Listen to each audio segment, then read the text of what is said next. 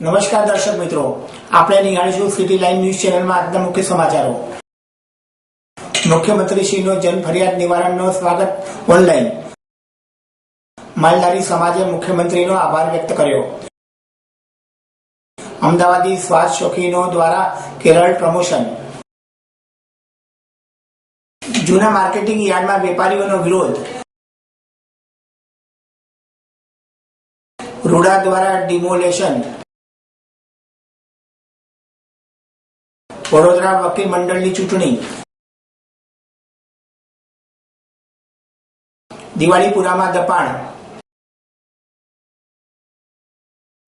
MSU રક્તદાન કેમ્પનું આયોજન. મુખ્યમંત્રીશ્રીનો જન ફરિયાદ નિવારણનો સ્વાગત ઓનલાઈન. મુખ્યમંત્રી શ્રીમતી આનંદીબેન પટેલે રાજ્યના પ્રજાજનોની રાવ ફરિયાદ રજૂઆતોને સ્થળ પર નિવારણ માટે ગુજરાતના અભિનય પ્રયોગ સ્વાગત ઓનલાઈનમાં આજે વલસાડના બધેલી ગામના સામાન્ય માનવીને ઝીંગા ઉછેર માટે ભાડાપટ્ટે જમીન ફાળવવાનો હુકમ હાથોહાથ આપીને સંવેદનના સ્પર્શી પારદર્શી સરકાર તંત્રની તાદ્રશ્ય અનુભૂતિ કરાવી છે. શ્રીમતી આનંદીબહેન સમક્ષ વલસાડ જિલ્લાના બધેલીના એક ગ્રામજન વિનોદભાઈ પટેલ રાજ્ય સ્વાગત ઓનલાઈન કાર્યક્રમમાં આજે તેમનું ઝીંગા ઉછેર માટે જમીન ભાડેપટ્ટે આપવાનો હુકમ લાંબા સમયથી પડતર રહ્યું હોવાની રજૂઆત કરી હતી. મુખ્યમંત્રીશ્રીએ સંબંધિત જિલ્લા તંત્ર પાસેથી સ્થિતિની જાણકારી મેળવી હતી અને રાજ્યના મહેસૂલ વિભાગ દ્વારા આ ભાડાપટ્ટે રિન્યુ કરવાનો થયેલા હુકમ સ્વાગત કાર્યક્રમમાં જ હાથોહાથ વિનોદભાઈને આપી દીધા હતા અને લાંબા ગાળાની પડતર સમસ્યાનું પળવારોમાં જ સુખદ નિવારણ લાવી દીધું હતું.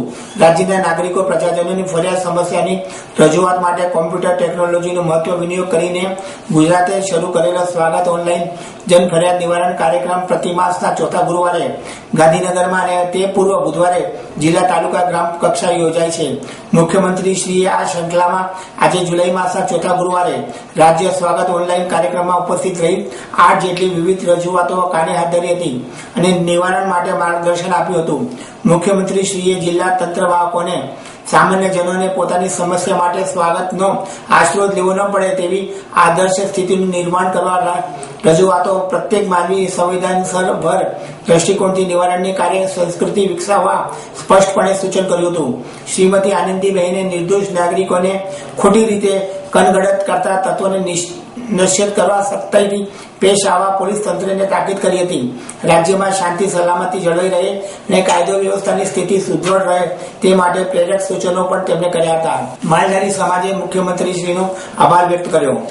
મુખ્યમંત્રી શ્રીમતી આનંદીબેન પટેલ સામાજિક શૈક્ષણિક રીતે પછાત વર્ગો તથા વિકસતી જાતિ માટે આવક દાખલા અને નોન ક્રિમિલિયર સર્ટિફિકેટની મુદત 3 વર્ષ કરવાનો નિર્ણય અંગે ગાંધીનગર માલધારી રબારી ભરવાડ સમાજ અગ્રણીઓ સંતો ગાદીપતિઓનું તેમનું સન્માન અભિવાદન કર્યું હતું. ગોપાલક વિકાસ બોર્ડના અધ્યક્ષ શ્રી અર્જુનભાઈ રબારીના નેતૃત્વમાં મુખ્યમંત્રીશ્રીનું અભિવાદન વિશાળ સંખ્યામાં ઉપસ્થિત રહેલા આ સમાજ અગ્રણીઓએ કર્યું હતું. મુખ્યમંત્રીશ્રીએ સૌના વિકાસની રાજ્ય સરકારની સંકલ્પતા સાથે વિકસતી જાતિઓ કન્યા શિક્ષણ ગ્રાન્ટ ઇન એડ છાત્રાલયમાં બાળક દીઠ મળતી નિભાવ ગ્રાન્ટોમાંથી ₹500 નો વધારો તેમજ પશુપાલક મહિલાઓને milking machine bulk milk cooler તથા મહિલા દૂધ ઉત્પાદક મંડળીને બનાવવા 300 ચોરસ મીટર વિનામૂલ્યે જમીન ફાળવવા તથા મકાન બાંધકામ સહાય માટે લોન જેવી યોજનાઓને વ્યાપક લાભ લેવા માટે સમાજ જાગૃતિ અંગે પ્રેરક માર્ગદર્શન આપ્યું હતું.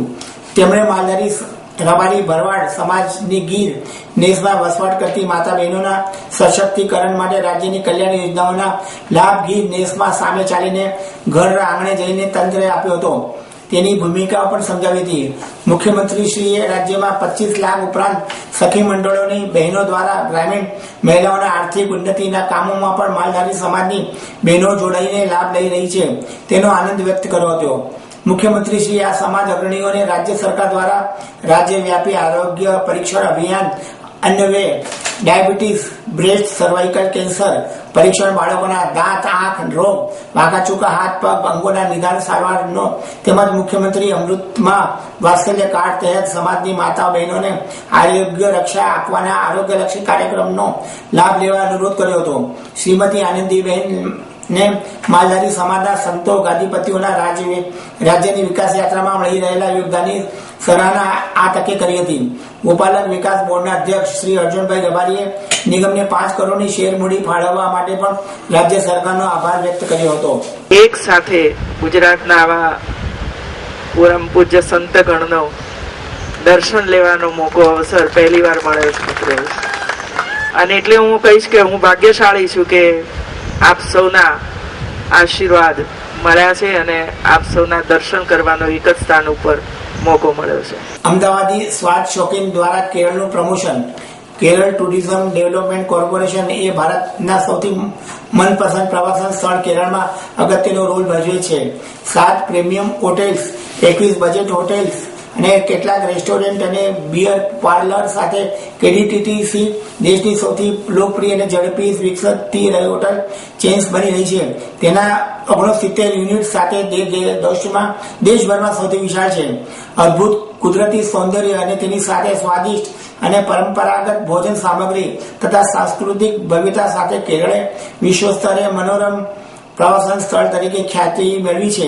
વિશ્વના પોતાના દેશ એવા કેરળની મુલાકાતે આવતા મુલાકાતીઓ માટે તે સમય અવિસ્મરણીય બની રહે. એપ્રિલ 2015માં એક વાર્ષિક કાર્યક્રમ visit Kerala the season of surprise અભિયાન શરૂ કરવામાં આવ્યું છે. આ અભિયાન અંતર્ગત કેટલાક પગલાં લેવાયા છે જેની હોલિડેઝનો અનુભવ વધુ યાદગાર નીવડી શકે છે.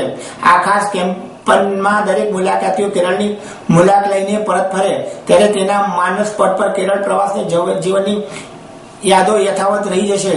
વિઝિટ કેરળ સિઝન ઓફ સરપ્રાઇઝિંગમાં આયુર્વેદિક થી લઈને એડવેન્ચર ટ્રીપ્સ, ડેસ્ટિનેશન વેડિંગ્સ થી લઈને હેરિટેજ ટુરિઝમ, ફ્રૂટ ફેસ્ટિવલ થી લઈને ફન કોન્સેપ્ટ સામેલ છે.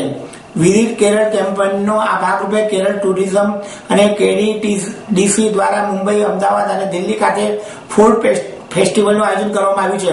23 જુલાઈથી 26 જુલાઈ 2015 સુધી અમદાવાદના સ્વાદ શોખીનો કેરળની ઉત્તમ અને કેડીટીડીસીના શેફ્સ દ્વારા તૈયાર વાનગીઓ માણી શકશે. આ 4 દિવસીય ફેસ્ટિવલમાં મહેમાનો લાઈવ મ્યુઝિક પરફોર્મન્સ પણ માણી શકશે. પ્રતિ વ્યક્તિ ₹500માં તમામ કરવેરા સહિત કેરળ ફૂડ ફેસ્ટિવલમાં અનલિમિટેડ ડિનર બુફે ઓફર કરે છે જે દરરોજ સાંજે 7 વાગ્યાથી યોજાશે. દર સાંજે 1000 લોકો સુધી આ ઓફર મર્યાદિત રહેશે. આ ફેસ્ટિવલમાં મેન્યુમાં કેરળની કેટલીક ખૂબી જાણીતી સ્વાદિષ્ટ વેજ, નોન વેજ વાનગીઓ જેમ કે નાદન કોઝી કરી, કોટુ કરી અને થિયલ સામેલ છે. મેઇન કોર્સમાં એવિયલ પારીપુ કરી ઘી સાથે સાંબર, ક્લાન અને પુલિસેરી સામેલ છે. જ્યારે કેરળની ભોજન સામગ્રીમાં તેના ગૌરવ સમાન અનોખા ડેઝર્ટનો પણ સમાવેશ તેમાં થાય છે. ફૂડ ફેસ્ટિવલમાં આ ઉપરાંત કેટલીક અત્યંત લોકપ્રિય વાનગીઓ જેમ કે કાલિકટ હલવા, જેકફ્રૂટ પેસામ, પારડા પ્રધામમ વગેરે સામેલ છે. George K. George. I'm coming from Kerala and we have come here to promote Kerala cuisine and Kerala tourism. खास करके कौन सी कुजिन्स है यहाँ पर लाए और ये फूड फेस्टिवल की खासियत क्या है? This food festival mainly aims at showcasing the best of what Kerala has to offer, right from North Kerala to the southernmost tip. It has a mixture of cuisines which is from North Kerala, Central Travancore, and some traditional items from the sadhya that is normally served for the Hindu weddings. That's what we are promoting. खास करके कौन सी cuisines आप लाए हो, खास करके कौन सी dish यहाँ पर आप लाए हो? There are various dishes. If I were to talk the original names, it will be like avial, eel, kalan, olan. These are traditional things which are served for a wedding feast down in Kerala. There is also a selection of desserts as well as starters which has been highlighted. जो सबसे variety सबसे special dish का I नाम? think all the dishes are quite different from what the last 2 days I've been eating out in Gujarat and the kind of food that Gujarat is doing and the kind of food there might be some similarity in terms of the ingredients, but in terms of the taste it is totally different cuisine and I'm sure people in Gujarat, especially in Ahmedabad, will definitely enjoy this. तो motive क्या है अहमदाबाद में आने का? One is to promote the state and tourism there and for highlight the cuisine that we serve. Gujarati यहाँ पे गुजराती